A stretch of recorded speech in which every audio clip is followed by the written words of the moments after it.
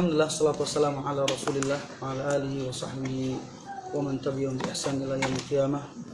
Qala Allah tabaraka wa ta'ala fil Qur'anil Karim, a'udzu billahi minasyaitonir rajim. Ya ayyuhalladzina amanu taqullaha haqqa tuqatih wa la tamutunna illa wa antum muslimun. Wa qala Rasulullah sallallahu alaihi wasallam fil hadits asy-syarif, ittaqillaha haitsu ma kunta wa atbi'is sayyi'atal hasanata tam'uha wa khaliqin nas bi khuluqin hasanin. Amma ba'd. Allahumma la sahla illa ma ja'altahu sahla wa anta taj'alul hazna idza syi'ta sahla. Ma'asyiral muslimat ayyuhal akhwat wal ummahat yang dimuliakan oleh Allah Subhanahu wa taala. Alhamdulillah, kita awali kajian sore hari ini dengan memuji dan bersyukur kepada Allah Subhanahu wa taala atas semua limpahan curahan kenikmatan yang tiada bisa kita menghitung sudah seberapa banyak yang Allah hadirkan untuk kita semuanya. Maka bahagialah orang-orang yang pandai mensyukuri nikmat Allah Subhanahu wa taala dengan cara menggunakan nikmat itu dalam rangka ketaatan kepada Allah Subhanahu wa taala. Karena nikmat apapun yang kita dapatkan, kalau tidak menjadikan kita dekat dengan Allah Subhanahu wa taala, itu hanya ancaman untuk kita semuanya. Salawat dan salam semoga senantiasa tercurahkan pada tubuh hasanah kita, pada Nabi besar kita Nabiullah Muhammad sallallahu alaihi wasallam. Para akhwat ummahat yang dimuliakan oleh Allah Subhanahu wa taala. Ada nasihat indah dari seorang ustadz tentang pilihan, pilih jadi orang pinter apa pilih jadi orang bener. Andai kata bisa, mungkin kita ingin memilih ya pinter ya bener. Tetapi kalau ternyata pilihannya dua, antara pintar dan benar, maka jadilah orang yang benar daripada jadi orang yang pintar. Sebab tidak sedikit orang kalau sudah terlanjur pintar itu sulit dibuat benar. Tapi kalau orang yang basicnya benar, mudah bagi orang benar itu dirubah menjadi orang yang pintar. Dunia pendidikan hari ini digegerkan bahwa ternyata hasil pendidikan bertahun-tahun lamanya itu tak kunjung mengubah seseorang. Dari mulai pendidikan ta'ud, SDIT, kemudian kelas sanawiyah, sampai aliyah, sampai ma'had aliyah atau universitas. Pada dasarnya pendidikan akan mengarahkan kepada satu karakter.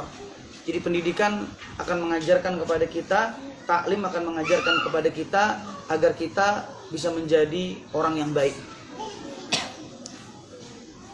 Ini sakit di rumah aja. Di rumah sakitnya.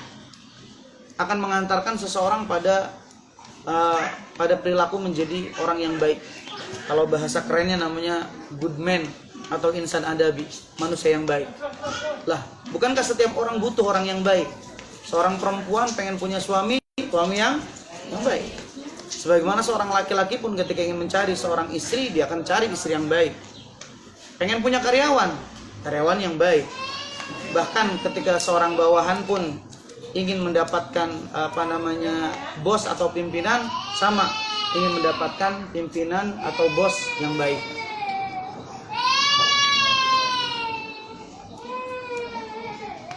Kalau setiap kita menginginkan orang yang baik, kenapa kita melupakan agama adalah satu proses yang melahirkan orang baik. Makanya kenapa agama punya contoh teladanan dalam hal yang baik, dalam akhlak yang baik.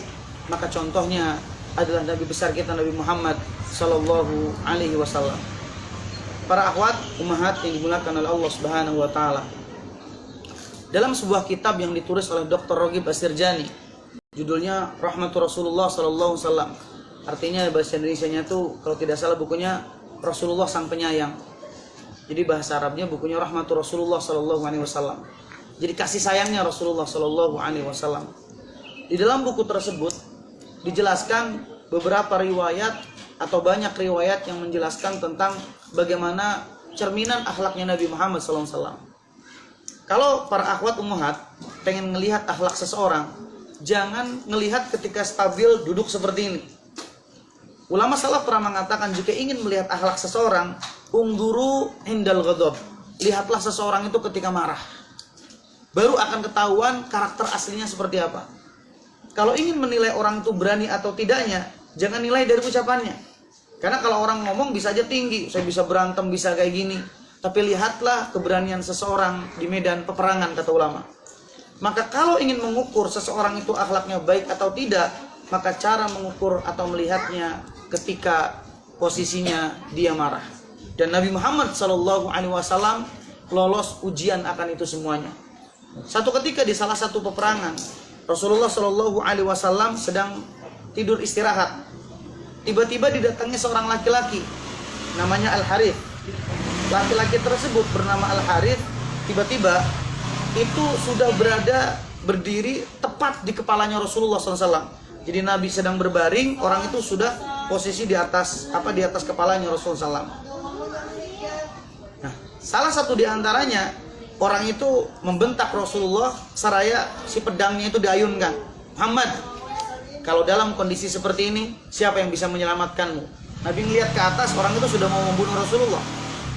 Tapi Rasulullah SAW dengan tenang mengatakan, beliau bangkit dari tempat tidurnya, beliau mengatakan, yang menolongku adalah Allah Subhanahu wa Ta'ala. Tiba-tiba pedang itu jatuh, teteh. Pedang itu jatuh, kemudian Nabi mengambil kembali pedang tersebut dan dibalikin. Terus kalau sekarang pedang yang saya pegang, siapa yang menolong kamu, kata Rasulullah SAW. Tiba-tiba orang tersebut tertegun, engkau adalah orang yang baik, kata orang tersebut. Maka Rasulullah SAW memberikan tawaran. Di antara tawarannya, aslim taslam, masuk Islam kamu akan selamat, atau ada pilihan yang lain. Tiba-tiba orang tersebut lebih memilih untuk tidak masuk Islam. Tapi catatannya, saya tidak masuk Islam, tapi saya juga tidak akan memerangi. Maka orang itu dilepaskan cuma-cuma oleh Nabi Muhammad SAW. Lihat keluhuran akhlak Nabi. Inilah benar firman Allah mengatakan la ikraha fiddin. Tidak ada paksaan di dalam agama. Nggak boleh kita memaksakan dengan pedang orang mengucapkan kalimat syahadat. Tidak boleh. Di bawah ancaman orang mengucapkan kalimat syahadat. Itu tidak boleh. Maka ketika Rasulullah SAW memiliki kondisi ketika diancam masuk Islam atau punya pilihan, dia katakan, saya lebih memilih tidak masuk Islam, tapi saya berjanji saya tidak akan pernah bergabung dengan orang-orang yang memerangi dirimu. Orang itu dilepaskan oleh Rasulullah SAW. Padahal, coba kalau kondisinya Nabi dibalik dengan kondisi kita. Kita sudah mau dibunuh, tapi ternyata Allah membalikan kondisi. Kita yang sudah siap ingin membunuhnya. Rasanya mungkin hanya 1000 orang perbandingan 1 yang bisa bersikap seperti Nabi Muhammad SAW. Kedua, ketika Rasulullah SAW berpapasan dengan orang Yahudi itu mengucapkan salam kepada Nabi. Cuma salamnya diganti, bukan assalamu alaika, assamu alaik. Assam itu artinya kematian. Assamu alaik. Sengaja suaranya disamarkan. Karena istri Nabi tercinta Ibunda Aisyah ada di samping, Ibunda Aisyah ngedengar. Kurang ajar nih Yahudi. Kok malah ngedoain kematian kepada suamiku, kepada nabiku. Dijawab sama Ibunda Aisyah, assam wal la'nat alaik. Kematian dan terlaknatlah atas kalian. Didoain, aduh. Ya Allah. Assam wal la'nah. Semoga kematian dan laknat atas kalian. Itu Ibunda Aisyah yang jawab. Tiba-tiba Rasulullah mengatakan, ya Aisyah, jangan kau lakukan seperti itu. Apakah kau tidak mendengarnya ya Rasulullah? Dia mendoakan keburukan kematian kepadamu. Saya mendengarnya, kata Rasulullah. Tapi jawablah seperti dia mendoakan. Wa alaik. Gitu doang. Kalau ada orang mendoakan keburukan, dijawabnya semoga juga atasmu. Gitu doang selesai, kata Rasulullah. Jangan ditambahin dengan doa-doa tambahan laknat yang lainnya. Itu dengan orang Yahudi. Bahkan puncaknya akhlak Rasulullah SAW, anak terkagum-kagum ketika Rasulullah SAW dalam kitab yang sama, itu disebutkan Nabi didatangi oleh seorang laki-laki bernama Zaid bin San'ah. Zaid bin San'ah ini Robi itu rahib itu pendeta Yahudi. Satu ketika Zaid bin San'ah datang kepada Rasulullah SAW. Ketika datang, ternyata Rasulullah sedang berdiskusi dengan para sahabat. Ketika sedang berdiskusi dengan sahabat, tiba-tiba Yahudi tersebut datang dari arah belakang, kemudian menarik imamahnya Rasulullah SAW. Bahkan Rasulullah SAW ketika itu tergores leher putih beliau, memerah luar biasa. terluka Rasulullah. Bahkan saking Rasulullah kaget dengan tarikan atau cekikan daripada Yahudi tersebut, apa yang terjadi? Yang terjadi Rasulullah Shallallahu Alaihi Wasallam harus menahan rasa sakit, sedangkan ketika itu Umar radhiyallahu anhu bangun. Ketika Umar radhiyallahu anhu bangun, Umar marah nih. Kenapa Nabi sampai ditarik imamahnya sampai terluka? Ketika ditarik kemudian leher beliau merah, kata Umar bin Khattab hendak ingin memberikan pelajaran kepada Yahudi tersebut karena sudah kurang kajar sampai melukai Rasulullah Shallallahu Alaihi Wasallam. Tapi ternyata Rasulullah Shallallahu Alaihi Wasallam memberikan jawaban yang sangat-sangat tidak pernah terpikir oleh para sahabat. Kata Rasulullah Shallallahu Alaihi Wasallam, "Duhai Yahudi, ada apa denganmu? Kenapa kau tarik imamahku?" Kata Yahudi tersebut, "Muhammad." Satu, dia tidak memanggil Nabi, tidak memanggil Rasul, tapi panggilannya adalah Muhammad. Satu panggilan yang su'ul adab, qillatul adab, atau adab yang buruk. Kedua, setelah memanggil dengan panggilan yang buruk, dia katakan, "Sini, bayar hutang," kata Yahudi tersebut. Kata Rasulullah, "Ya, saya memiliki hutang denganmu. Bukankah ini masih temponya? Belum jatuh temponya. Kenapa kau tagih sekarang?" Tiga, tiba-tiba Yahudi itu ngomong gini, "Allah, kamu tuh orang Bani Hashim. Orang Bani Hashim itu biasa membayar hutang terlambat-lambat. Mengolok-ngolok keturunannya." Semua dilakukan untuk satu hal tujuannya. Yahudi ingin memancing Rasulullah SAW marah. Pertama, diperlakukan kasar, dipanggil tidak sopan, dijelek-jelekin keturunannya, diperlakukan diburuk di depan umum, tidak lain dan bukan tujuannya untuk membuat Rasulullah Shallallahu Alaihi Wasallam marah. Tapi ternyata deretan cara Yahudi membuat Rasulullah Shallallahu Alaihi Wasallam marah tidak menjadikan. Sini bisa colokin di belakang aja bisa sini nih. Oh bisa. Bisa. Hah? Oh. Afan, Mas.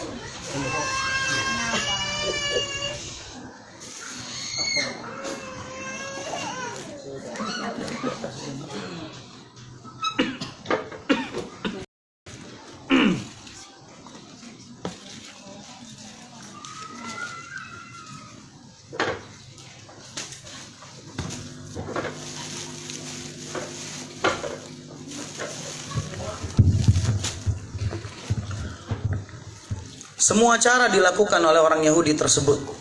Dari mulai menyakiti fisik Rasulullah, mempermalukan Rasulullah di hadapan para sahabat, kemudian mencaci maki keturunannya Bani Hashim, kemudian menagih utang bukan pada waktunya. Tujuannya satu, Yahudi ingin membuat Rasulullah SAW marah. Tapi Nabi dengan tegas mengatakan, "Ya Umar, tolong ambilkan 20 karung kurma untuk membayar hutangku kepada Yahudi tersebut." Yahudi itu kaget. Kenapa? Karena hutang Nabi itu cuma 10 karung. Kenapa harus dibayar dengan 20 karung? Tiba-tiba Umar mengatakan, "Ya Rasulullah, bukankah hutangmu 10 karung? Kenapa kau bayar 20 karung?" Tiba-tiba Rasulullah memberikan penjelasan kepada Umar dengan penjelasan yang sangat menakjubkan. Kata Rasulullah, "Yang 10 hutangku dengan Yahudi tersebut. Sedang yang 10 adalah hukuman bagimu ya Umar, karena engkau menakut-nakuti Yahudi tersebut." Subhanallah. Dibela sama Nabi Yahudi tersebut. Padahal Yahudi itu membuat Nabi malu, menyakiti Nabi, memperlakukan Nabi dengan kasar. Tapi Nabi menjaganya dengan kalimat, "Yang 10 karung adalah hukuman untukmu ya Umar, sebab engkau menakut-nakuti Yahudi tersebut." Umar pun berangkat ke Baitul Mal. Diambillah 20 karung kurma. Tapi sampai hitungan 10, tiba-tiba Yahudi tersebut mengatakan, "Cukup ya Umar, cukup." Kata Umar, "Saya tidak peduli, Nabi memerintahkanku 20 karung, akan kukeluarkan 20 karung. Enggak, cukup 10 karung." Kata Yahudi tersebut, "Ya Umar, tahukah kamu siapa aku ini?" "Siapa?" kata Umar. "Man anta?" "Ana Zaid bin Sa'nah." Saya Zaid, Rabi' atau pendetanya orang Yahudi. Tiba-tiba Umar marah. Kata Umar, "Kalau kamu seorang pendeta, kamu tahu bahwa yang kau perlakukan tadi adalah seorang nabi." Ternyata dengan tegas pendeta Yahudi tadi bilang gini, "Para akhwat, saya sudah tahu semua ciri-ciri kenabian yang saya baca dalam kitab suciku ada pada diri Muhammad. Namun ada 2 hal yang ingin saya buktikan belum saya dapatkan hari ini. Satu, ciri Nabi terakhir memiliki kasih sayang yang mampu mengalahkan kebodohannya. Dan yang kedua, semakin banyak orang melakukan kebodohan, semakin bertumbuh kasih sayangnya. Dan saya dapatkan itu semua dari nabimu. Ya Umar, asyhadu an la ilaha illallah wa asyhadu anna Muhammadar Rasulullah. Ternyata Yahudi itu berakhir dengan kalimat syahadat, mengucapkan syahadat di hadapan Umar bin Khattab radhiyallahu anhu. Para akhwat ummahat yang dimuliakan oleh Allah Subhanahu wa taala. Bukankah ini adegan yang hilang di zaman kita hari ini? Bukankah potret akhlak hanya dibahas di tumpukan kitab? Sedangkan sangat-sangat sulit kita mendapatkan keteladanan. Contoh, coba searching di internet. Tindak bullying itu terjadi di mana? Di dunia pendidikan. Pelecehan seks terjadi, itu pun di lingkungan pendidikan. Kelakuan yang menyimpang, itu pun di dunia pendidikan. Bahkan tidak sedikit mereka bergelar sarjana, magister, doktoral, yang dalam tanda kutip mereka bukan orang awam yang jahil terhadap namanya ilmu. Tapi kenapa sampai semua ini terjadi? Sebab hari ini ada kecacatan dalam dunia pendidikan.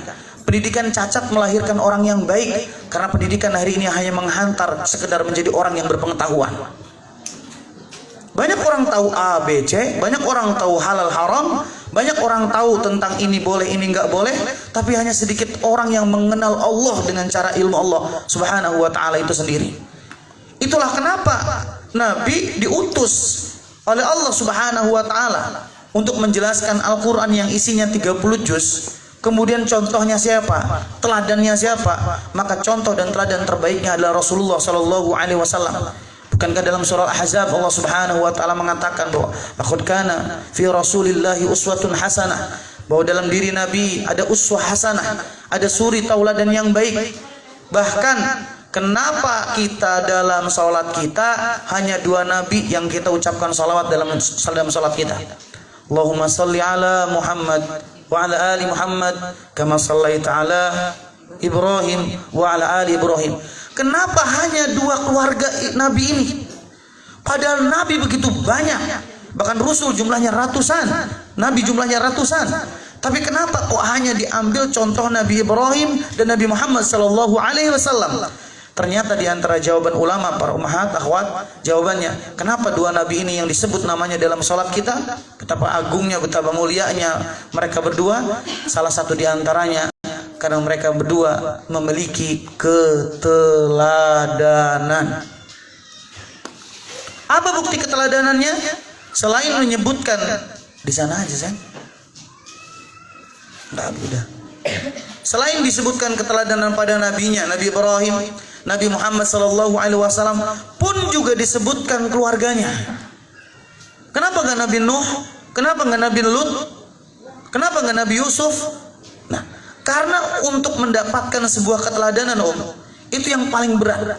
Makanya dakwah yang paling berat itu bukan hanya sekedar mengajarkan, bukan hanya transfer ilmu pengetahuan, tetapi dakwah, tarbiyah, pendidikan yang paling terberat adalah mencontohkan. Itu yang paling berat. Coba, ketika Rasulullah Shallallahu Alaihi Wasallam di usia 40 tahun, beliau masuk ke Gua Hira, turun wahyu yang pertama kali surah Al-Alaq ayat 1 sampai 5. Kemudian Nabi mulai berdakwah.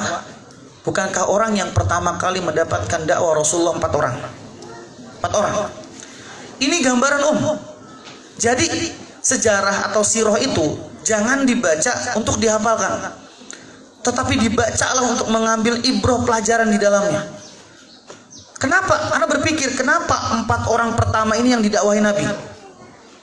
Ternyata kalau kita ingin sukses dalam berdakwah, ada 5 orang yang paling berperan dalam dunia dakwah. Kalau 5 orang ini gabung, sukses. Insya Allah sukses. Pertama, kalau ingin sukses dalam berdakwah, harus ada ulama yang ikhlas. Pendidikan, pesantren, tanpa seorang guru yang mukhlis akan hancur. Apalagi cuma orientasinya bisnis. Jadi dunia pendidikannya yang dipikirkan cuma 2, kalau nggak profit benefit. Untung rugi, untung rugi, untuk gitu aja tuh pendidikannya. Nggak mikir bagaimana anak tumbuh kembang. Sebab pendidikan itu bukan diukur based on the process, tapi based on the result, hasilnya. Bukan sudah belajar apa, sudah ngafalin ini, sudah belajar buku fikih, sudah. Pertanyaannya, sudah bisa apa belum? Kalau hanya sekedar pernah belajar, maaf, iblis juga pernah berada di surga. Pernah mondok saya 3 tahun, pernah mondok 6 tahun. Bisa apa mondok? Ya bisa sih, makan banyak. Bukan itu tujuannya, tapi resultnya, hasilnya dari sebuah pendidikan itu apa yang dilihat, apa hasilnya gitu. Jangan tertipu dengan runtutan banner, kemudian kurikulum yang dipelajari kitab A, B, C, D, F, Z, tapi nggak ada hasil sama sekali. Masya Allah. Maka ketika ditopang ada ulama yang ikhlas, Masya Allah, maka kebesaran yang lahir. Itu pertama. Jadi harus ada ulama yang ikhlas. Kedua, sukses dunia dakwah ketika 5 orang bergabung. 1, ulama yang ikhlas. Yang kedua, dermawan ataupun hartawan yang dermawan. Jadi coba bayangkan, dunia pesantren nggak mungkin lepas dari yang namanya donatur, orang-orang baik, betul? Nggak bisa. Mesti ada orang-orang donatur yang baik, ada orang-orang yang memiliki harta yang disebut dengan hartawan dermawan. Di zaman Nabi, ulama yang ikhlas ya Nabi itu sendiri. Sedangkan hartawan yang dermawan siapa lagi kalau bukan Abu Bakar As-Siddiq radhiyallahu anhu. Maka yang pertama kali mendapatkan sentuhan dakwah Nabi dari kalangan hartawan adalah Abu Bakar As-Siddiq. Ketiga, harus ada anak-anak muda yang menjadi prajurit utamanya. Maka lihat dalam sejarah hidup Nabi Muhammad SAW, tidak kita temukan kecuali Nabi Muhammad dikelilingi anak-anak muda. Kalau hari ini ibu-ibu ngelihat anaknya usia 15 tahun, 16 tahun, 17 tahun kok dibiarin nongkrong di pinggir gardu, main game sampai larut malam, tidak ada kebesaran, kita akan dituntut di hadapan Allah Subhanahu wa taala suatu saat nanti. Sebab usia segitu di zaman Nabi ada usia produktif. Usama bin Zaid memimpin perang di usia tersebut. Ibnu Abbas menjadi juru tafsir di usia tersebut. Ibnu Mas'ud juru Qur'annya, Abu Hurairah juru hadisnya. Bahkan mereka orang-orang hebat di usia yang sangat belia, di bawah usia 20 tahun. Masya Allah. Maka 1, ulama yang ikhlas. 2, hartawan yang dermawan. 3, ditopang dengan pemuda pilihan sebagai prajurit utamanya. Dan yang keempat, jangan sepelekan doa orang-orang yang lemah. Siapa orang yang lemah di zaman Nabi? Kalau pemuda di zaman Nabi kan diwakili oleh Ali bin Abi Thalib sebagai orang yang pertama kali masuk Islam di kalangan anak-anak. Usia 10 tahun beliau masuk Islam.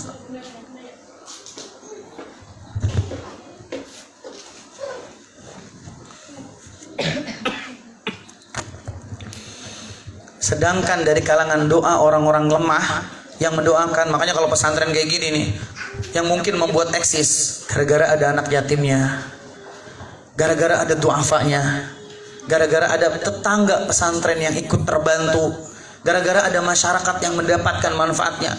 Orang lemah kalau ngangkat tangan kelar Maka orang lemah di zaman Nabi adalah golongannya Zaid bin Harithah, budak daripada Rasulullah atau anak angkat Rasulullah yang diwariskan budak dari Khadijah radhiyallahu anha. Siapa dari Zaid?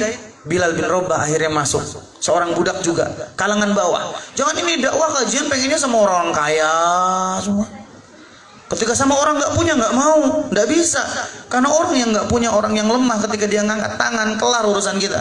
Karena dia punya doa yang mustajab di sisi Allah Subhanahu Wa Taala. Udah berapa? 4. Ini terakhir tugasnya antum. Apa? Ternyata kebesaran Islam itu tidak lepas dari istri-istri yang salehah. Siapa dalam hal ini yang disebut dengan istri salehah? Ibunda Khadijah radhiyallahu anha. Coba Rasul pertama kali mendapatkan wahyu, curhatnya sama siapa? Sama Ibunda Khadijah. Siapa yang mendekap Rasulullah? Ibunda Khadijah. Siapa yang menyelimuti Rasulullah? Ibunda Khadijah. Kemana Rasul pulang ketika mendapatkan kegundahan di dalam hatinya? Pulang ke rumah, bukan ke rumah tetangga atau rumahnya orang lain, ke istrinya. Tapi jika 5 ini tidak ada, orang Islam Muslim hari ini giliran punya istri, istrinya nggak taat, nggak solehah, aduh Masya Allah. Nyari pemuda, pemudanya rusak. Nyari hartawan, hartawannya pelit. Nyari orang yang lemahnya sombong. Ketemu siapa lagi yang diandalkan?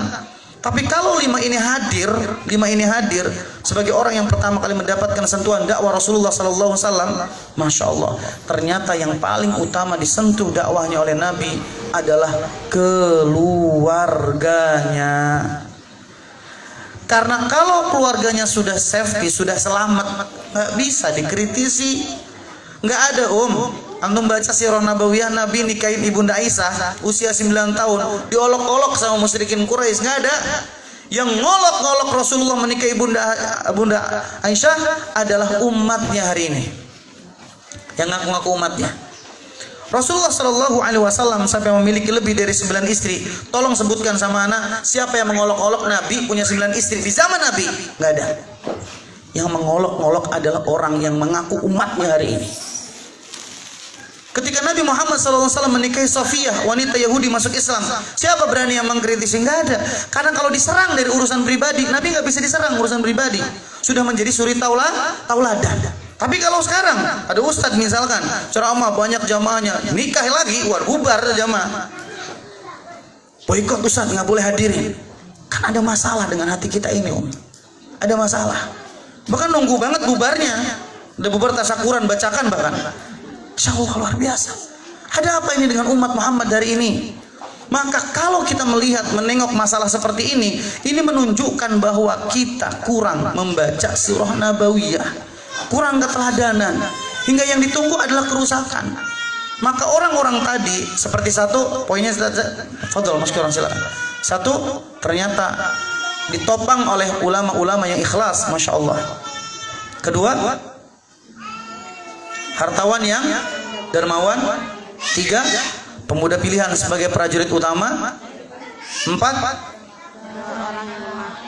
orang-orang yang lemah. Lima, istri yang salehah. Tuh 5 ini gabung, waduh, Masya Allah, pondok. Di sini misalkan istri-istri yang salehah, kan ustadznya bisa fokus ngajar, ustadznya bisa semangat mencari nafkah. Tapi ustadznya nongkrong di saung liwet ngelamun, Ustadz, saya kenapa majikan Ustadz? Lah, ngelamun. Apa yang dihasilkan seorang laki-laki yang keluar dari rumah dengan bentrok dengan istrinya? Tidak ada yang dilahirkan kecuali hanya kekerdilan. Tapi kalau seorang suami sudah beres, urusan syahwat beres di rumah, urusan rumah tangga beres, dia langkah keluar dari rumahnya, tidak akan ada yang didapatkan kecuali kebesaran. Begitulah hari ini, Masya Allah. Kadang-kadang duduk saja saya ingin memahamkan kepada para akhwat ummahat. Namanya fitrahnya laki-laki, itu nggak bisa dicegah untuk berada di dalam rumah, nggak bisa. Selagi dia keluar menebar manfaat, izinkan dia untuk keluar. Agar apa? Agar rumah itu tempat nyaman buat dia istirahat. Ini jangan sampai suami pulang ke rumah nggak nyaman, baru ngeliat istrinya, aduh aing cerah, riwuh, mendingan nongkrong sama teman. Ini kan masalah. Tapi Nabi gundah gulana mendapatkan wahyu, terintimidasi, beliau ketakutan didatangi malaikat Jibril, beliau pulang ingin dipeluk istrinya Ibunda Khadijah radhiyallahu anha. Maka kalau berbicara tentang hidup harus senang semuanya. Istri di rumah aja, gaji full, makanan utuh, anak pada nurut, nggak ada ujian. Hei, buat dunia sendiri. Kita hamba Allah dan Allah yang uji kita. Kita nggak bisa minta lembaran ujian yang mana. Ini bentar lagi anak-anak pesantren ujian. Masa anak pesantren santri izin sama anak, Ustadz kalau bisa main gampang-gampang aja Ustadz di ujian ya. Nomor 1 sampai nomor 5 ini dia nentuin model santri apa kayak gitu. Nah, kita ini hamba Allah, Allah yang kuasa menciptakan ujian. Maka diuji oleh Allah Subhanahu wa taala, tujuannya satu, tujuannya agar kita berkorban. Kenapa kita berkorban? Agar kita mendapatkan kemuliaan. Cari dalam kitab-kitab ulama dari nabi, para nabi-nabi yang disebutkan oleh Allah, adakah satu nabi yang mendapatkan kemuliaan tanpa diuji oleh Allah? Gak ada. Gak ada, gak ada. Bahkan di antara nabi yang paling mendapatkan fasilitas secara minim dibanding nabi lain adalah Nabi Sulaiman alaihi salatu wassalam. Kenapa? Nabi Sulaiman punya kerajaan antara jin dan manusia, prajuritnya luar biasa, hidupnya lux. Makanya Nabi pernah nangis, Nabi pernah bilang, orang yang paling kenyang di dunia, orang yang paling lapar di akhirat. Orang yang paling lapar di dunia, orang yang paling kenyang di akhirat. Itulah Nabi kenapa minta dibangkitkan dengan fuqara dan du'afa. Masya Allah, kita sebutkan 4 perempuan pemimpin surga. 4-empatnya mendapatkan predikat terbaik. 1, ada Khadijah binti Khuwailid. Kedua, ada Fatimah binti Muhammad. Ketiga, kejet sama kameranya. Ketiga, sini. Amin.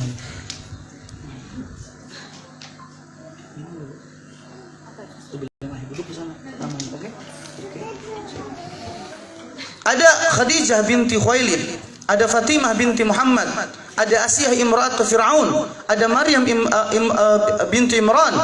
4 orang ini, Satu, ada Ibunda Khadijah. Ya Allah, janda cantik usia 40 tahun. Saya tanya sama ibu-ibu, ada nggak sih cewek usia 40 tahun masih cantik? Waduh, aku nggak terima biasanya. Ada, sampelnya jelas kok. Setiap hari saya ngeliat di cermin kok. Dan itu saya sendiri gitu. 40 tahun masih cantik, wadah, Masya Allah. 40 tahun masih produktif. Buktinya bisa masih melahirkan 6 orang anak. Khadijah memberikan 6 orang anak kepada Rasulullah SAW. Masya Allah. 2, Ibunda Khadijah itu sudah cantik, kaya raya, memiliki kedudukan. Cowok itu antri pengen nikahin beliau, waiting list lah bahasanya. Itu nikah sama Rasulullah. Satu, saya tanyakan sama Ummahat, apakah kekayaannya bertambah? Khadijah nambah kaya nggak dinikahin Nabi? Enggak. Nambah cantik. Karena istri Nabi dinikahin Nabi jadi nambah cantik. Apa kalau bahasa ular mah kemudian ngelepasin kulitnya cantik lagi gitu. Kan apa namanya? Ngeblongsongin gitu. Bahasa kerennya ngeblongsongin. Ya kan kayak perempuan hari ini. Perempuan hari ini tuh tidak mau menerima fitrahnya dia tua. Padahal namanya perempuan itu al-mar'ah kaz-zahrah. Perempuan itu ibarat bunga. Setiap bunga ada masa mekar di mana kumbang berdatangan. Tapi ingat bahwa bunga juga ada masa layunya. Hanya satu bunga yang tidak pernah layu, bunga plastik, Makanya kenapa para ummahat akhwat banyak berlomba-lomba itu sampai operasi plastik. Gila, sampai istrinya suaminya ngebuka auratnya ada tulisannya jangan dibanting nanti pecah. Kayak mungkin plastik ember mungkin Allah alam gitu ya. Sampai pengen operasi plastik, sampai tidak ingin fitrahnya tua tadi. Tapi Ibunda Khadijah sampai menua di pangku dengan Rasulullah 65 tahun. Nih. Dipangku sama Rasulullah yang usianya 50 tahun ketika itu. Nangis Rasulullah sambil dielus sama Rasulullah, ya lakarha, saya benci dengan perpisahan ini, ya Allah. Cuma karena Allah sudah menetapkan semoga ini jadi kebaikan, kata Rasulullah. Meninggal Ibunda Khadijah, wanita yang hanya berselimutkan kulitnya, menyelimuti tulangnya, giginya tanggal, keriput 65 tahun. Insya Allah. Tidak menjadi lebih baik dalam urusan dunia. Kedua, Fatimah Az-Zahra binti Muhammad, putri seorang nabi. Saking gak punya apa-apanya Ibunda Fatimah, pernah minta kepada Abu Bakar bilang gini, ya Abu Bakar As-Siddiq, kalau kamu mau meninggal, harta kamu diwariskan ke siapa? Kata Abu Bakar As-Siddiq, saya wariskan kepada semua istri-istriku dan anak-anakku. Terus bapak kok gak ninggalin warisan? Siapa yang dimaksud dengan bapak? Nabi Muhammad SAW. Kok bapak gak ninggalin warisan? Tiba-tiba kata Abu Bakar As-Siddiq, sami'tu Rasulullah sallallahu alaihi wasallam, aku mendengar Nabi pernah mengatakan bahwa seorang nabi itu tidak mewarisi dan tidak diwarisi. Nabi tidak mendapatkan warisan apa-apa dan Nabi tidak meninggalkan warisan apa-apa. Nabi hanya meninggalkan satu senjata perangnya, tunggangan kudanya, salah satu di antara sepetak tanah yang beliau sudah wakafkan juga. Gak ninggalin apa-apa. Itu Nabi. Kurang, bahkan kaki tangan beliau pernah mengeluh sampai berkelupas pecah-pecah, ngadu kepada Rasulullah. Rasul nggak ada, ngadu kepada ibundanya, Ibunda Aisyah. Padahal Aisyah sama Ibunda Fatimah, tuan Ibunda Fatimah, ya ummahatal mukminin, wahai ibunya orang-orang beriman, sampaikan ke Abi, tanganku pecah-pecah. Aku minta budak atau pembantu untuk membantu tugasku, melayani suamiku, adon roti dan sebagainya. Karena Ali bukanlah sahabat yang kaya raya. Ali kalau nggak dapat harta perang ghanimah, pengen tahu kerjaannya Ali apa? Ali kadang-kadang hanya menjabat sebagai orang yang mengambil air untuk orang Yahudi. Dapat beberapa genggam kurma, gajinya segitu. Bandingkan sama suami antum, masih lebih layak daripada Ali radhiyallahu anhu dalam urusan dunia. Masya Allah, luar biasa. Jadi tinggal kurang syukurnya. Kalau maksud anak, kalau bahasa kasarnya, antum dibandingkan Fatimah, muliaan siapa gitu maksud anak. Kalau masih muliaan Fatimah, Ibunda Fatimah ridho diuji oleh Allah dengan kekurangan. Masa kita nggak ridho diuji oleh Allah dengan kekurangan? Kita tuntut A, kita tuntut B, kita pengen suami dapat ini, dapat sama itu. Ali bin Abi Thalib kalau nggak ikut perang dapat ghanimah, itu cuma penghasilannya beberapa kurma saja. Agar lebih bersyukur kita hidup dengan Allah Subhanahu wa taala, kepada Allah Subhanahu wa taala. Yang ketiga adalah Asiyah. Allah Akbar. Asiyah ini semuanya ada Khadijah di dalam sini. Ada Fatimah juga ada. Lengkap di perumahan komplek ini, lengkap semua perempuan tadi ada semua kan ya? Ada Khadijah, ada Fatimah, ada Asiyah nih. Ada Asiyah. Maryam ada lagi, mana Maryam tadi? Empatnya ada di sini, Om. Makanya orang tuanya memberikan nama sebagai doa, moga-moga menjadi wanita penghuni surga insyaallah. 3 Asiyah, istrinya Fir'aun. Wanita yang beriman kepada Allah di tengah suaminya yang mengaku dirinya adalah Tuhan, bayangkan. Sombong. Bahkan nepuk dada itu mengatakan ana rabbukumul a'la, aku Tuhan kalian yang maha tinggi. Ibu tahu apa yang dilakukan suaminya kepada Asiyah? Asiyah disalib, Bu, hidup-hidup digantung. Ketika dibelah pintu langit terbuka, ditatapkan surga oleh Allah Subhanahu wa taala, Asiyah tersenyum. Karena dikabarkan oleh Allah sudah dibangunkan rumah di surga Allah, diabadikan di dalam Al-Qur'an. Itu Fir'aun nambah geram, ini orang kok disiksa, dianiaya, bukan nambah takut, nambah mentalnya jatuh, dia nambah beriman kepada Allah. Asiyah akhirnya meninggal dunia dalam kondisi disalib seperti itu. 4 Maryam, ibunda Maryam, ibunya Nabi Isa, putri daripada keluarga Imran. Maaf Bu, cewek baik-baik, Allah abadi, disucikan oleh Allah, dijaga, jangankan manusia, jin pun tidak menyentuhnya. Ketika wanita yang terjaga tampak pernah disentuh oleh laki-laki, ujug-ujug langsung bunting, hamil besar, masyarakat mencela, bahkan celaannya kalimat yang sangat menyakitkan ibunda Maryam. Ada orang yang bilang kayak gini, Maryam, padahal mah bapak ibunya bukan pelacur ya, tapi dia sampai hamil duluan. Nah, ibunda Maryam begitu sakit, sedih. Makanya kalau hari ini, ya Ustaz, berarti Masya Allah ya, sekarang kita melihat fenomena yang sama, banyak para cewek-cewek yang hamil duluan kayak Bunda Maryam. Bukan, itu kebanyakan makan mie instan ya. Kalau Ibunda Maryam, kalau masalah hamil tanpa suami banyak, tapi kalau hamil tak pernah disentuh oleh laki-laki, Ibunda Maryam lah orangnya. Jangan dijadikan dalil. Ada tetangga yang gitu, enggak apa-apa Ibunda Maryam aja dulu kayak gitu, dah nggak tepat itu pendalilannya. Kalau sekarang orang hamil karena nggak punya suami, tapi bukan tidak disentuh laki-laki. Kalau Ibunda Maryam nggak pernah disentuh oleh laki-laki, hamil, orang ngomongin kanan kiri. Bukankah yang paling membuat perempuan lemah itu adalah ucapan orang-orang?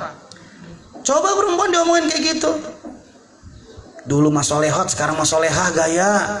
Masuk itu perempuan di hati. Dibilang enggak, ya nggak apa-apa juga, air mata mah nggak bisa dibendung, Om.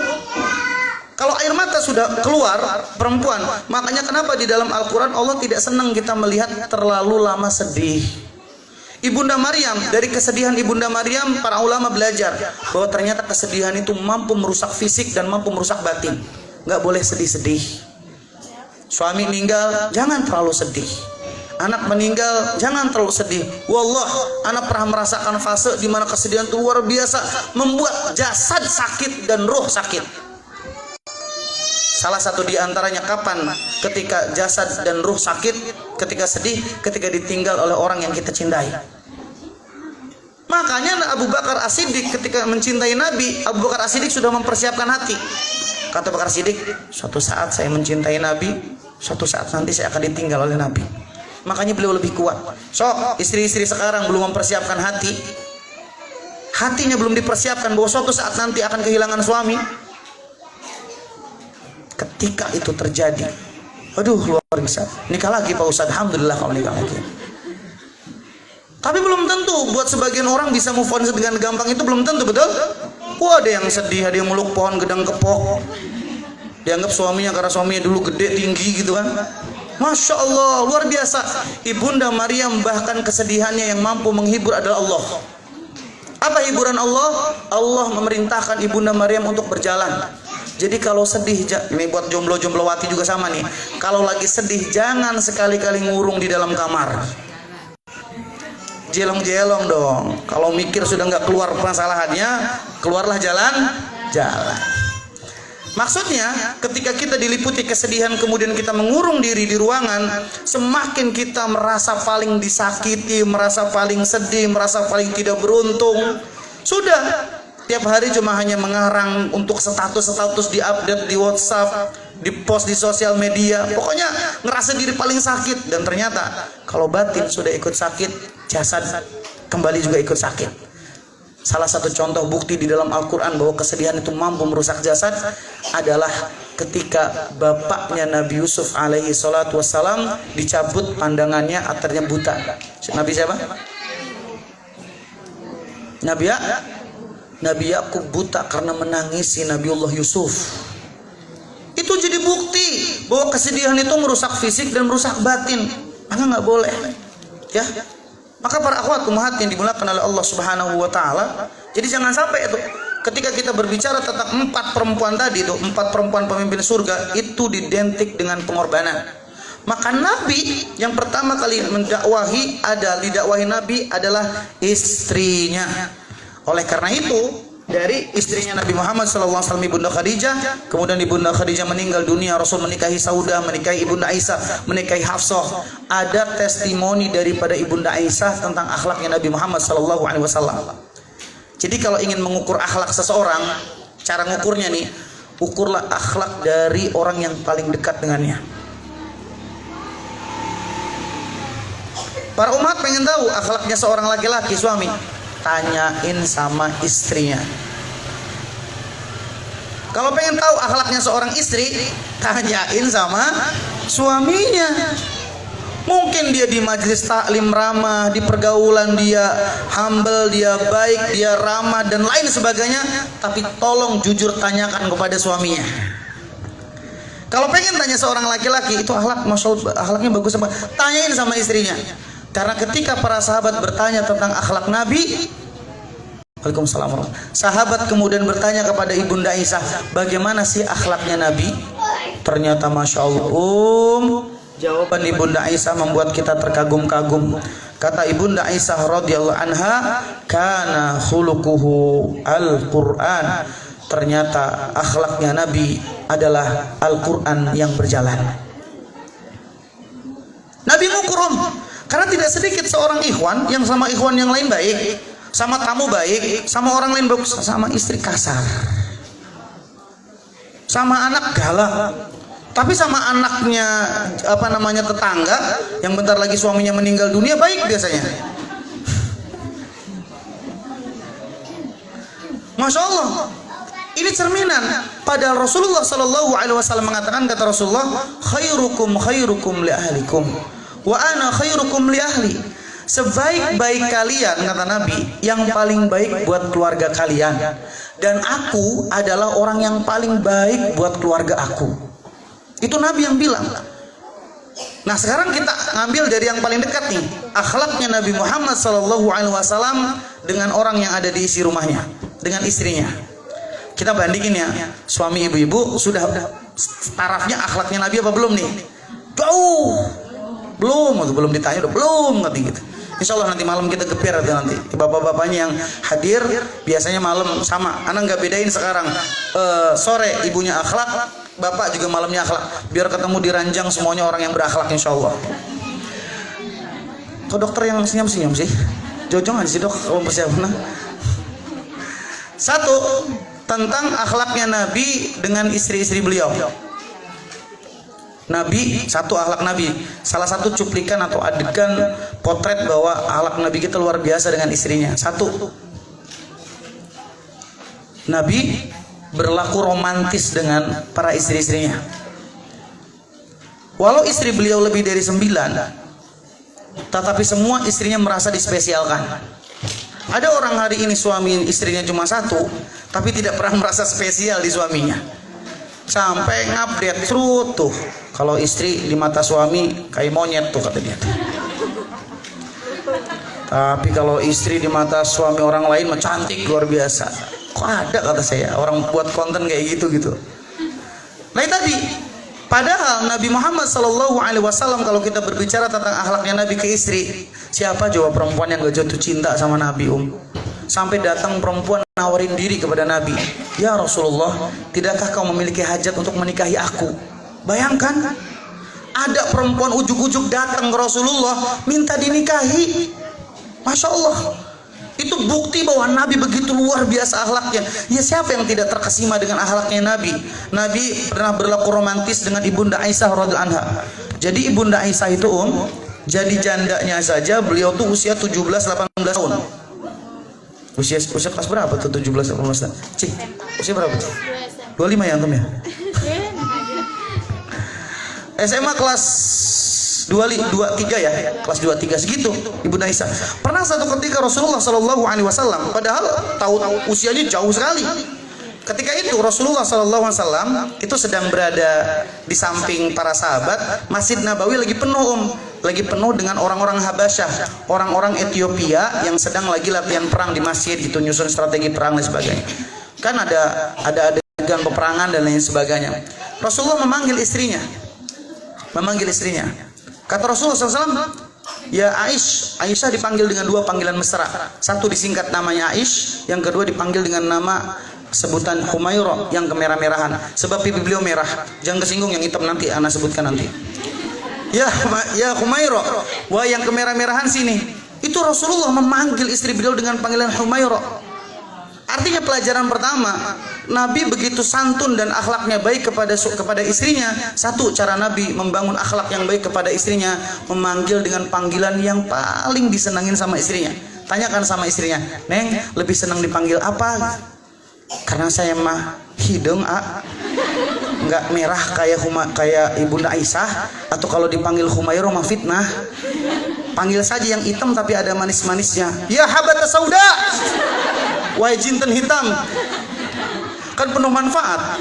Da'li kulli dawa, kata Rasulullah kan, habatus sauda itu obat segala penyakit kecuali kematian. Masya Allah, istri dipanggil habatus sauda loh, si jinten hitam gitu. Mana sini gitu. Itu kalau Malik kan nanti kedelai. Nah itu kalau dipanggil seperti itu, misalkan senang, panggillah dengan panggilan yang disenangin. Panggilan apa yang disenangin? Panggillah dengan panggilan tersebut. Humairah, Aisyah dan lain sebagainya. Dan perempuan fitrahnya kalau dipanggil sayang di tengah-tengah teman-temannya itu biasanya pura-pura budeg. Hah? Aku yang dipanggil? Supaya teman-temannya tadi ngelihat bahwa aku tuh dimuliakan dan dicintai oleh suaminya. Kadang-kadang rada-rada blow on dikit lah. Kayak siapa gitu, kayak kurang sadar gitu tuh. Lama-lama stres nanti ujungnya ya. Datang dengan manjanya ibunda Aisyah datang. Masya Allah, ketika sudah datang ibunda Aisyah melihat tuh orang-orang Habasyah lagi adegan bagaimana menyusun strategi perang di Masjid Nabawi. Rasul setengah jongkok, kemudian ibunda Aisyah menempelkan dagunya itu di pundak Rasulullah di sini nih. Ya jangan sampai sama suami kok tegang, jabrak, jangan depan gerak, nggak ada romantisnya. Ya. Apa ya, bawaannya tuh kayak ilmu dunia militer aja, di rumah tuh tegang gitu, nggak ada relax, ada santuy-santunya gitu. Masya Allah, walau kesantuyan kebablasan pun juga bermasalah. Jangan sampai suami dianggap temen, nggak ada santun. Dikit, ada suara nih, dikentutin, misalkan gitu ya. Nah ini kalau sampai kesantuyan seperti itu juga su'ul adab, akhlak yang buruk. Dia muliakan memuliakan seorang pemimpin. Sebagaimana seorang pemimpin yang baik adalah pemimpin yang bisa berkomunikasi dengan baik kepada bawahannya, kan gitu. Maka ketika Nabi posisinya jongkok, saya tanya, ada yang lebih sabar daripada Nabi? Nggak ada. Ada yang lebih bijak daripada Nabi? Nggak ada. Nabi ditongkrongin ibunda Aisyah, dagunya di sini. Ternyata Nabi juga jemper. Semutan Nabi. Nabi nanya, ya Aisyah, sudah belum? Nontonnya udah belum? Pegal Nabi. Kata Aisyah, belum. Terusin lagi. Nabi udah gini-gini kan. Udah belum. Kata ibunda Aisyah, demi Allah, saya tidak menikmati tontonan itu. Ibunda Aisyah sedang tidak menikmati tontonannya. Cuma ibunda Aisyah sedang menikmati momen-momen bersama Rasulullah. Biar istri-istri yang lain tahu bahwa aku yang paling dicintai. Masya Allah. Itu jawaban ibunda Aisyah. Sebelum datang saingan, maksimalkan Bu. Jangan nunggu saingan dulu. Saya emang gak ada saingan, pada bodoh amat Pak Ustaz. Jangan atuh. Masa harus ada saingan dulu? Biar ibunya ngomong kayak ibunda Aisyah tadi. Jangan kan gitu. Dari sekarang maksimalkan ibunda Aisyah. Pertama. Dua, Sofia, istri Nabi yang lain nih, Sofia ini dinikahi Nabi usianya 18 tahunan. Bahkan ada pendapat 16 tahun. Sofiyah sebagai janda muda, suaminya mati dibunuh oleh pasukan kaum muslimin karena suaminya berambisi ingin membunuh Rasulullah, dibunuh. Ketika dinikahi ya Allah, ibunda Sofiyah ini keturunan Yahudi, badannya lebih kecil dibandingkan istri Nabi yang lain. Istri Nabi yang paling badannya gede, tubuh besar itu namanya Saudah. Makanya sebelum ayat hijab itu turun, Umar bin Khattab kan yang meminta kepada Rasulullah agar ayat hijab itu disegerakan turun. Karena ketika itu, maaf Bu, dulu nggak ada namanya WC itu di dalam rumah, betul. Makanya orang tua dulu mah sampai sekarang pun masih saklek, masjid nggak boleh dikasih WC. Ada kan pendapat orang tua kayak gitu? Beberapa masjid di kampung cari nggak ada WC-nya kadang-kadang. Karena tadi ingin menjaga kesucian tadi. Walau kita ngeliat Masjidil Haram ya alangkah repotnya. Kalau sampai orang jamaah haji umroh BAB atau keluarnya ke padang pasir gitu kan, bawa-bawa tikar, repot juga kan gitu. Makanya ketika itu Rasulullah SAW kan nggak ada di dekat rumah, tapi semua orang yang buang hajat istri-istrinya pun harus keluar dari rumah. Karena belum wajib turunnya hijab, Umar sering melihat, Saudah nih lewat. Karena saking badannya gede tinggi, apal gitu. Umar bin Khattab apal, makanya meminta ayat hijab kemudian diturunkan dengan segera. Akhirnya turunlah ayat tentang hijab, kemudian berhijablah semuanya. Sofiyah adalah istri Nabi, salah satu badannya yang mungil, cute, imut. Kalau naik unta atau naik kuda itu sering nggak sampai kakinya ke stirapnya tuh. Maka Rasulullah menyodorkan pahanya untuk diinjak oleh Sofiyah dan naik ke atas. Subhanallah. Ya kalau ibu minimal naik angkot dibukain pintunya. Angkot udah ngebuka pintunya ya. Minimal gitu ya, minimal kalau buka masuk ke mobil dibukain pintunya. Itu tidak berlebihan. Begitulah Nabi memuliakannya. Ini kadang-kadang istrinya kecepet aja nggak tahu. Jalan aja, bibi kecepet ternyata kan gitu, belum masuk. Main digegas, dicegas aja. Benar-benar dipastiin, bukain pintunya, jilbabnya dibenerin. Masya Allah. Itu Rasulullah Shallallahu Alaihi Wasallam seperti itu. 3, bagaimana akhlak Nabi kepada istri yang lain? Ummu Salamah. Ummu Salamah ini salah satu istri Nabi juga yang dewasa, di bawah 40 tahun, kalau tidak salah antara 30 tahun beliau dinikahin. Ummu Salamah ini jadi orang dulu itu karena tidak ada pembalut ketika haid, itu pakaian mereka khas kalau ketika haid. Wallah alam, saya nggak pernah tahu pakaiannya seperti apa karena saya tidak pernah merasakan haid juga. Jadi pakaiannya haid khusus. Kalau kita mungkin pakai pembalut lah kalau hari ini. Jadi Nabi sudah berbaring di tempat tidur, Nabi menanti Ummu Salamah datang. Tapi Ummu Salamah hanya tertegun, nggak mau dekat sama Rasulullah. Rasul tanya, ya Ummu Salamah, kenapa nggak mau dekat ke saya? Ya Rasul, maaf, saya lagi haid.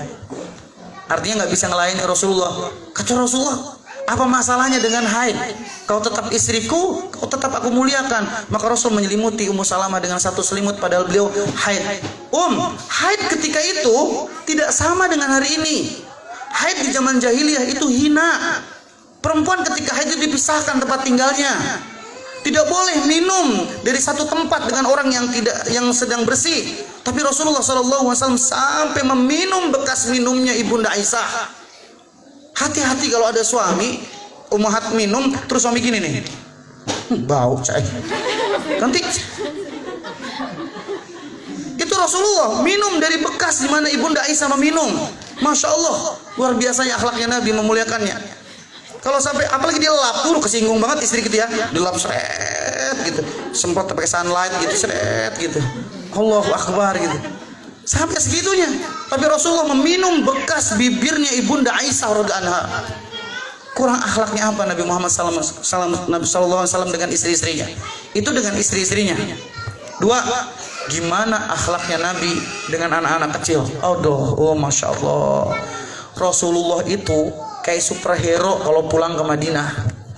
Jadi kalau Nabi pulang ke Madinah, anak-anak Ansor itu berlomba-lomba hanya untuk menyalami Nabi. Maka jangan senang kalau ada bapak-bapak, anak-anak pada takut sama bapak-bapak. Serem. Hati-hati. Nabi datang ke Ansor, orang Madinah itu anak-anak kecil berlomba-lomba ingin menyalami Nabi. Tidak ada Nabi datang kepada satu kaum kecuali anak-anak mereka berebutan ingin mendekati Rasulullah SAW. Berarti kan Rasulullah begitu luar biasa sama anak-anak.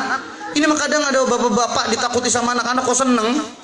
Gua lap di masjid, gua amuk, digeplak anak dan sebagainya. Hati-hati Pak. Hati-hati. Rasul nggak gitu. Rasulullah SAW kalau mengalami namanya anak nakal, kadang nyuri, kadang ini, ya anak-anak nggak bisa dipisahkan dari hal itu.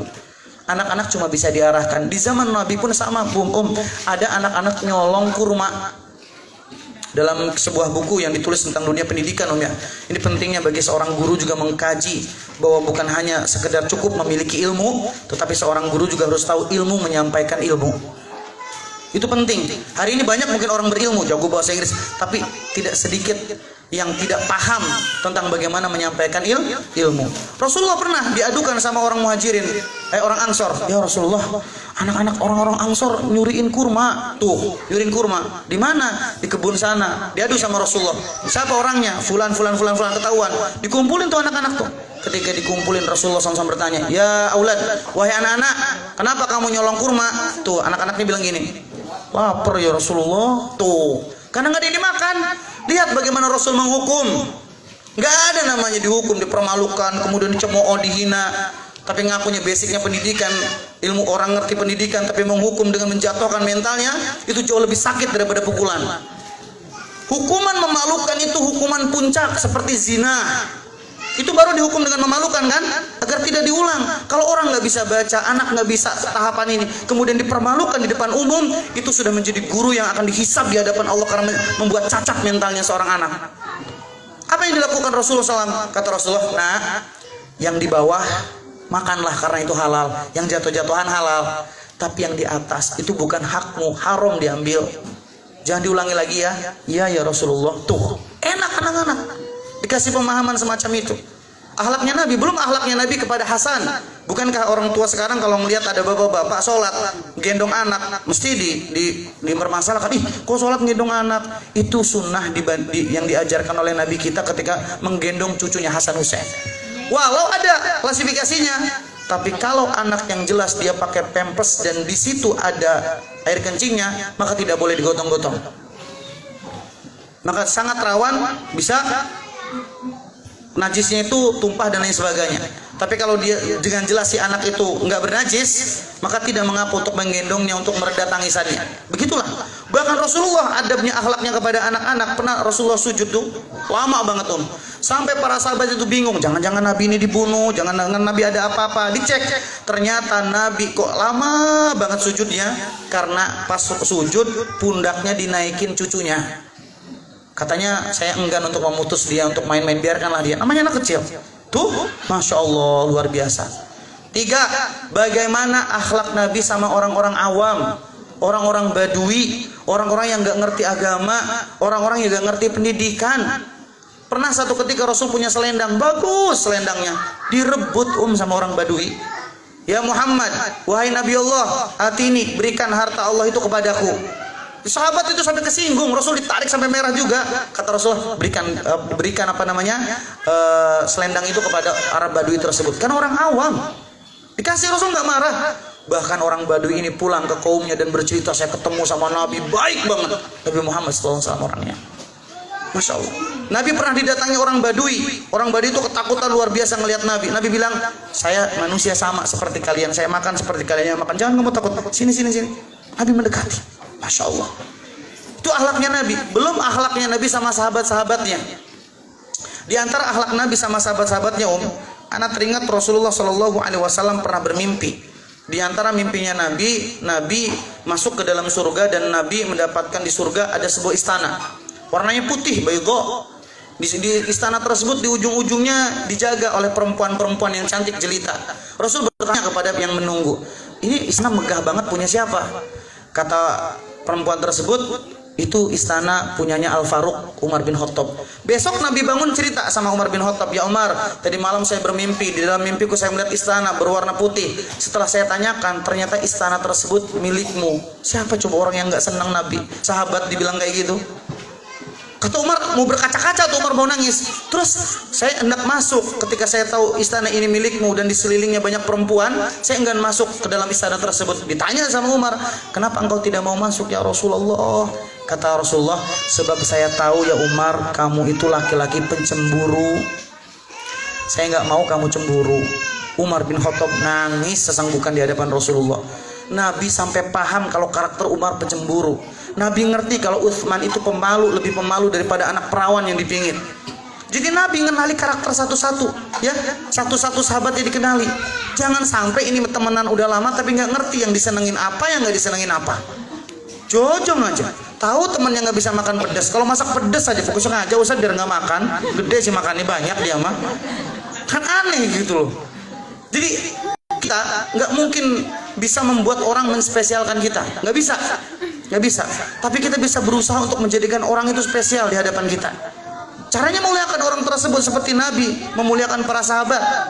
Maka para akhwat yang dimuliakan oleh Allah Subhanahu wa taala, terus jika potret akhlak Nabi seindah itu, Ustaz, terus bagaimana kita meneladani akhlaknya Nabi? Pertama, jika kita ingin meneladani akhlak Nabi, saya singkat ya, udah waktu udah sore. Satu, perbanyaklah untuk membaca sirah nabawiyah. Jadi jangan sampai seumur hidup kita nggak pernah hatam sirah nabawiyah. Dari Nabi dilahirkan hingga Nabi meninggal dunia. Apalagi para yang masih muda-muda ini, kita hafal kadang-kadang biografi seorang artis, superhero dan lain sebagainya.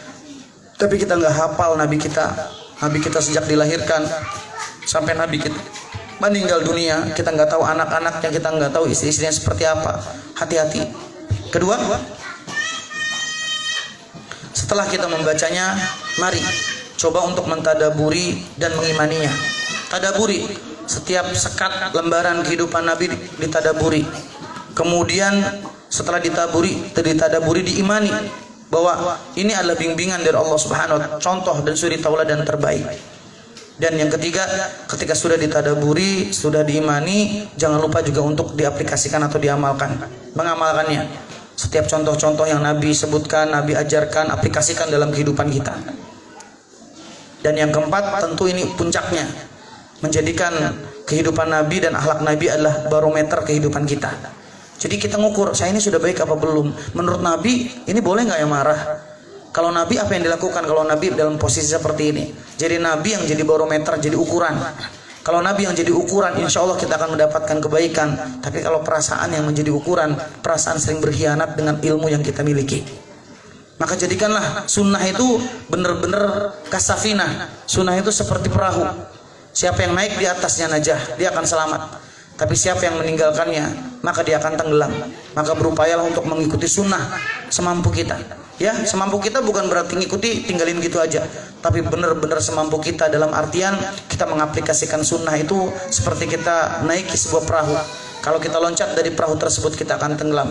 Maka beruntunglah orang yang belajar dari akhlaknya Nabi Muhammad SAW.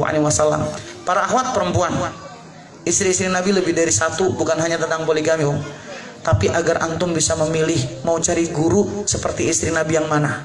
Silahkan. Ada yang mungkin karakternya seperti Ibunda Aisyah, belajarlah dari Ibunda Aisyah. Mau belajarnya seperti Ibunda Khadijah, silahkan. Pilih murabbiahnya, pilih suri tauladannya. Istri Nabi begitu banyak. Itu untuk menjadi teladan buat para ummahat sekalian. Kalau hari ini kita tidak bisa belajar, saya cocoknya karakternya sama siapa ya, bingung, hati-hati. Tapi kalau kita ngefans, saya senang banget sama Ibunda Aisyah, orangnya cerdas, Masya Allah. Ikuti, pelajari betul dengan dalam biografinya. Ambil setiap pelajaran hidupnya. Karena mereka adalah ummahatul mu'minin. Mereka lah ibu-ibunya orang-orang yang beriman. Semoga dengan kita mengikuti akhlaknya Nabi, akhlaknya istri-istri Nabi, dan akhlaknya para sahabat, semoga kita juga dikumpulkan di tempat yang mereka semua dikumpulkan di surga Allah Subhanahu wa taala. Amin ya rabbal alamin. Karena kita tahu di antara amalan yang banyak menjadikan orang masuk surga, taqwallah wa husnul khuluq. Takwa kepada Allah dan akhlak yang baik. Dua amalan inilah yang banyak menjadikan orang masuk surganya Allah Subhanahu wa taala. Wallahu a'lam bishawab. Barakallahu fikum. Ada pertanyaan? Tafadhal. Ada pertanyaan pertama, ini ada hadiah apa ini? Wah, Masya Allah, sudah ada yang kemerah-merahan. Hijab nih, hijab. Gamis. Gamis hijab. Gamis, tafadhal. Ada yang nitip pertanyaan. Nitip di WhatsApp. Iya, dibacakan. Fadhal, terus nanti ini buat siapa? Dipotong-potong aja. Bingung. Buat yang pertama dibacain aja ya. Tapi ana berharap yang dibacain kalau yang nitip enggak lah, yang ada di sini aja yang terpilih nih. Dibacain dulu, Fadhal silakan. Afwan Ustaz, mohon penjelasannya. Bagaimana kondisi dunia pendidikan di zaman Rasulullah?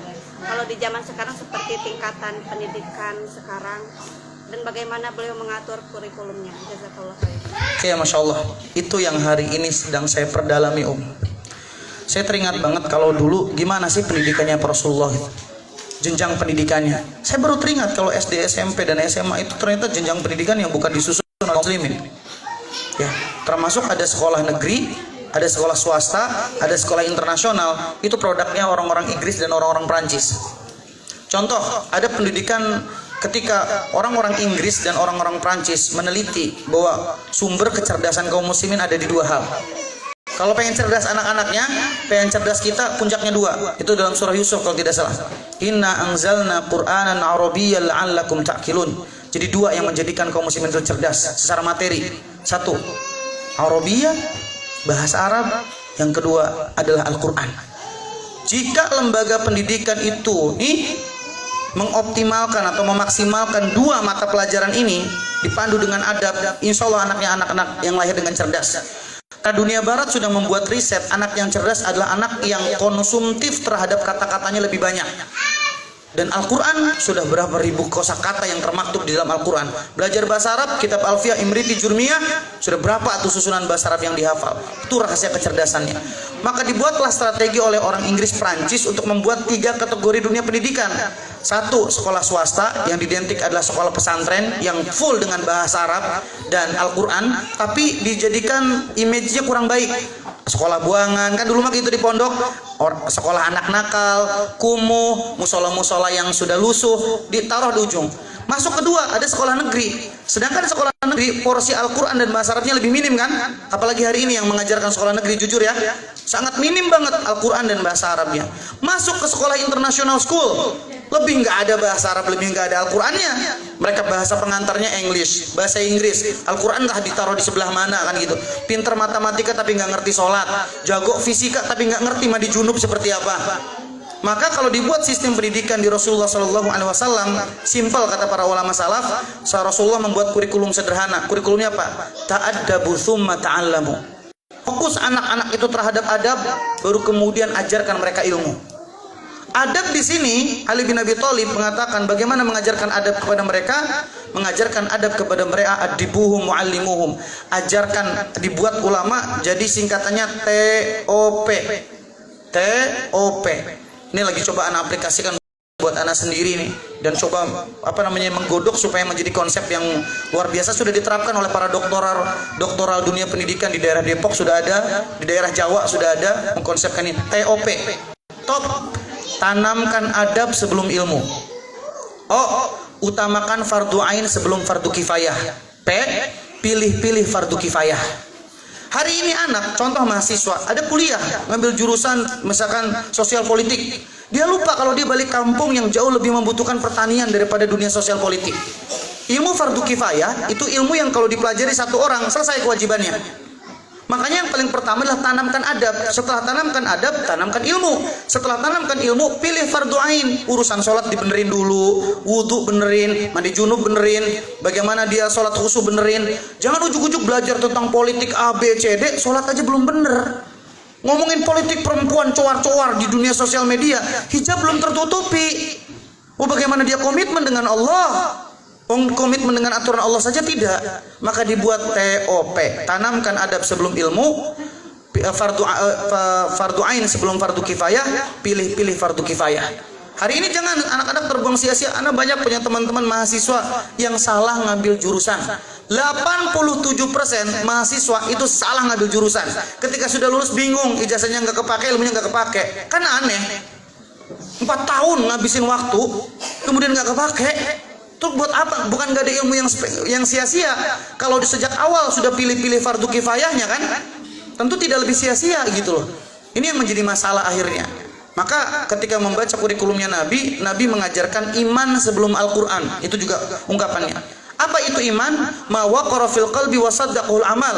Iman itu apa yang menghujam di hati dan dibenarkan dengan amal perbuatan.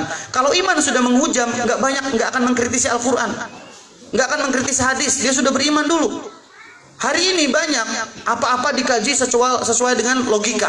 Kalau nggak sesuai dengan logika ditolak, tidak sesuai dengan kebutuhan, tidak rasional. Nah inilah yang disebut dengan pendidikan sekuler.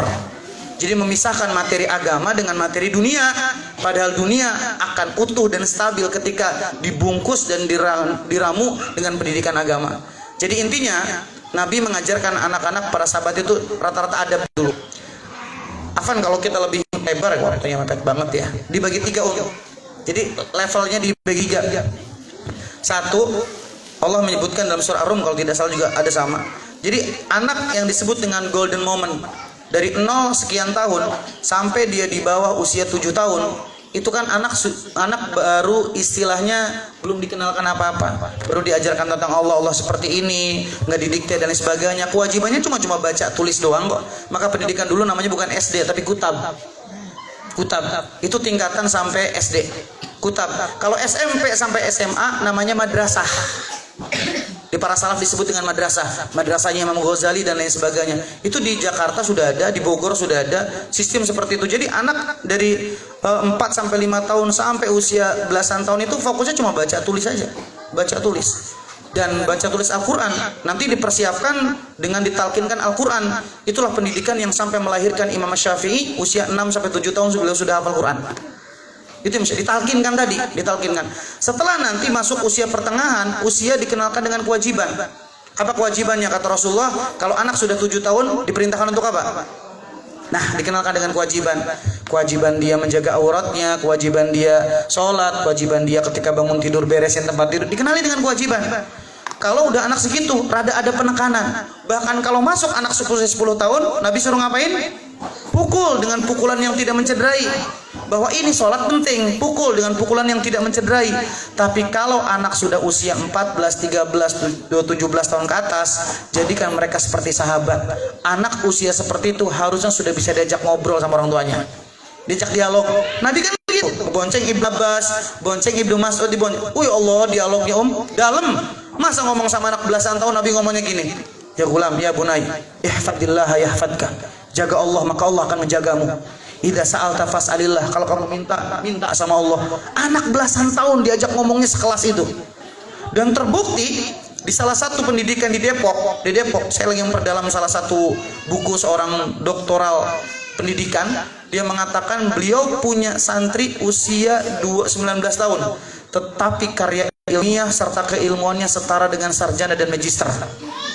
Subhanallah. Sebab SMP-nya 2 tahun, SMA-nya 2 tahun. Dipersiapkan karya tulisnya sampai disertasinya itu sudah dianggap sebagai tesis dan disertasi yang dikaji di Universitas Teknik Malaysia. Lagi digodok, ternyata sistemnya satu, terapkan adab sebelum ilmu. Anak-anak dikenalkan dengan dunia baca. Makanya Masya Allah, anak-anaknya cerdas tetapi adabnya luar biasa. Hari ini kan kita lupa mengajarkan ilmu pengetahuan tetapi melupakan pelajaran tentang iman.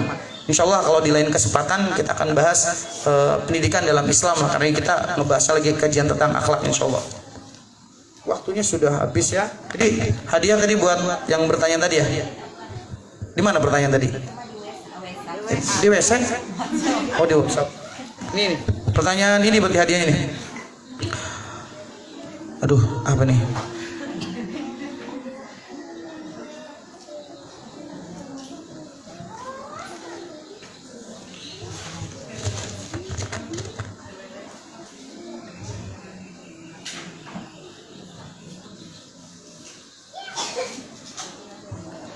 Ustaz, ini pertanyaan buat Ustaz, saya mau tanya apakah ruku sesudah baca subhana rabbil azim dilanjutkan dengan membaca subhanakallahumma wa bihamdika allahumma ighfirli boleh atau tidak? Boleh, insyaallah itu dirujuk dalam kitab Husnul Muslim. Karena bacaan sholat itu enggak satu. Tinggal nanti dibaca. Kalau pengen bertanya tentang buku-buku berkaitan tentang doa, karena sarankan untuk membeli satu kitab namanya Husnul Muslim. Benteng-benteng seorang muslim. Di situ wirid zikir yang sahih sudah dijelaskan oleh para alim ulama, ada tarjihnya. Jadi mau cari wirid, jadi subhanarabbil azim, ternyata doa ruku tidak hanya satu. Jadi biar kita wawasannya terbuka. Jadi ketika beda dengan kita bukan berarti salah. Termasuk Robbik Firli doangkah? Apa ada Robbik Firli terusannya di antara doa tahiyatnya, di antara dua sujud? Ternyata ada bacaan tambahannya. Itu di situ bukunya lengkap, tebal, khusus membahas wirid, zikir dan doa. Ada zikir pagi dan petang juga. Allah alam bisawab. Karena sudah setengah 6 ya, Afan. Ya, insya Allah yang lainnya nanti kita akan jawab. Jazakallah khairan karena sudah kemalaman buat para akhwat umat yang jauh-jauh. Insya Allah moga-moga minggu depan lebih on time lagi ya. Jam 4 bisa nggak kita tank gitu kan? Ya. Ustaz, apa nih yang tadi nenek tadi nulis dari malam katanya mau dibacain aja Ustaz. Yang mana tuh? Yang tadi Ustaz nggak bisa baca. Ini. Yang kertas satunya. Qadarullah dari malam katanya udah nunggu. Ustaz, saya mau tanya, sujud kening atau jidatnya terhalang oleh mukena sah atau tidak salatnya? Mohon penjelasannya. Ini ada perbedaan pendapat di kalangan ulama, tapi setahu ana ini sah saja. Sah-sah saja. Apalagi dalam kondisi kita paham beberapa kondisi di mana kening juga kadang-kadang tertutup, yang penting nempel. Contoh, dalam kondisi orang kedinginan memakai baju yang luar biasa tebalnya dan lain sebagainya. Tapi utamanya itu lebih utama keningnya terbuka, menempel, karena itu sebagian daripada yang harus menempel di antara sujud. Kening, kemudian hidung, telapak tangan, lutut dan kaki itu bagian daripada bagian-bagian sujud yang harus kena di situ. Walaupun dalam kondisi tertentu kadang tidak kena. Contoh dalam kondisi tertutupi dan lain sebagainya, apalagi itu yang tidak disengaja. Kalau memang tidak tepat sujud, ya kenapa harus pakai sejadah, kan sama aja terlapisi dengan sejadah tadi. Tapi insya Allah itu masih diperbolehkan, kecuali dengan sengaja membuat udeng-udeng dan lain sebagainya kan gitu. Kalau dalam kondisi normal saja itu tidak mengapa, kecuali dalam kondisi doruri. Jadi kalau tidak sengaja, misalkan nenek mau sholat terhempas misalkan si mukenanya, kemudian tertutupi, itu tidak mengapa insya Allah, kecuali sejak awal sudah membuat tutupan semuanya. Saya tanyakan coba, kalau sholat dalam kondisi pakai cadar, emang keningnya bisa nyentuh? Tetap kan cadar. Makanya doruri sholat menggunakan cadar diperbolehkan kecuali doruri. Walau yang lebih afdal tidak menggunakan